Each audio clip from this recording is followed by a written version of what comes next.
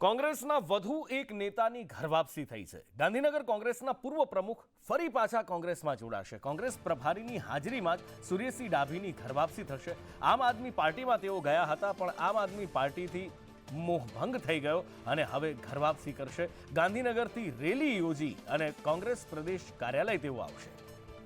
વધુ માહિતી સાથે ફોનલાઈન પર જોડાયા છે સહયોગી સંવાદદાતા પ્રતિક। સ્થાનિક સ્વરાજની ચૂંટણીઓ આવી રહી છે અને હવે ફરી પાછો પક્ષ પલટાનો દોર અથવા તો કહો ઘર વાપસીનો દોર શરૂ થયો છે।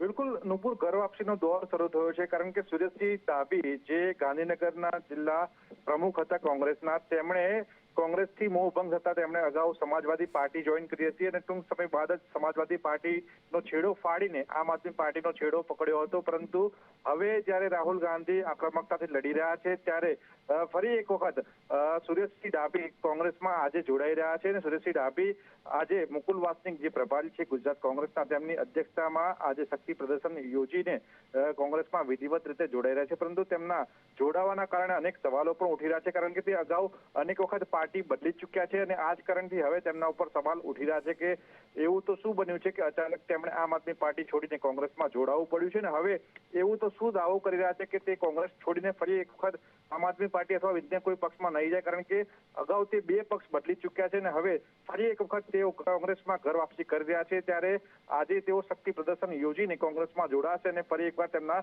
નવા કેરિયરની શરૂઆત કરશે। પ્રતિક, માહિતી બદલ આભાર।